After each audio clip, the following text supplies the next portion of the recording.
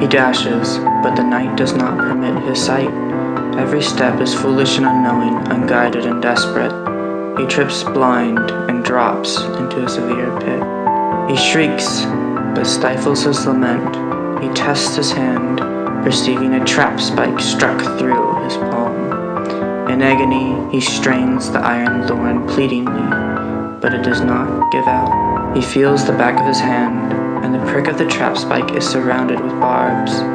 But he stoops, with the dreadful tones of his pursuers heard. Trotting and clinking sweep round like the sight of an eagle. Clavius lurks to evade the edged glare, but as he creeps, the trap spike sinks and laps through his hand and tempts him to yell. However, he resists, and the commotion of his pursuers seems to subside and vanish. He climbs out with fear, but in a muted haste. Grasping the surface with a moment of respite, the spike had clipped stone, and he cries out blunt. Terror suffocates him as his stark error reverberates throughout the woodlands. Graceless, he jolts himself to attempt a better safety, of which he seems to have attained. But even before that, the dreadful tones weren't heard, and they seem to have never returned. He travels vastly over hills through a forest but lost. Aimlessly he wanders through an impenetrable night, marching along expecting for an escape, yet revealing a hint and spark in the sight of fire afar. Many steps and he locates the orphan fire at full heat, a heat which lights the lovely goods displayed before him. Swords, armor, provisions, but he only takes a bag of money and food. He continues his guideless adventure, so guideless that he must pray to the gods. Telnor, Hastra, Baelorn, please be with me, and let a little star, a bright star, shine upon my path, and let my feet be led upon it to my village. But the spirits were far from him, and he received no answer.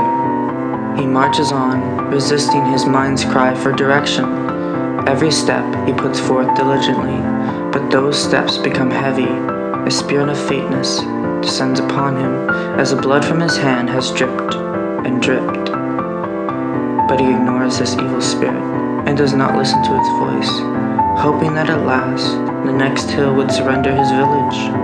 But it doesn't, and he collapses. 5 eons seem to pass in his moment of weakness, and yet a modicum of strength lets him raise his head and look up. Bright blue starlight shines upon him, emanating from a great being. He asks, "Helstre, god of stars, son of Hastra?" The god speaks. There are 2 paths that many say they travel, the one that is full of clarity, or the one that is empty of phrase. He answers, "I travel the one that is full of clarity."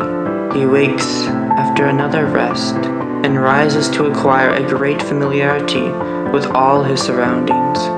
It is as if he had been born and raised here, memories of it all, an understanding of it all. He steps forth and remembers a sable path along the creek. Hiking and scaling the hills and highlands, he never looks back. Forthright and unchanging are his feet along the path of clarity. Safety and security fill his thoughts, and in his heart he says, "I'm right. I'm on the right path, going the right way." And his heart rejoices at the peak of the mountain as he sees below his village lit dimly. Reaching the village without effort, he calls out elated. Startled, the villagers make their appearance, but their faces do not face him, but past him. One screams, others weep, but he doesn't understand.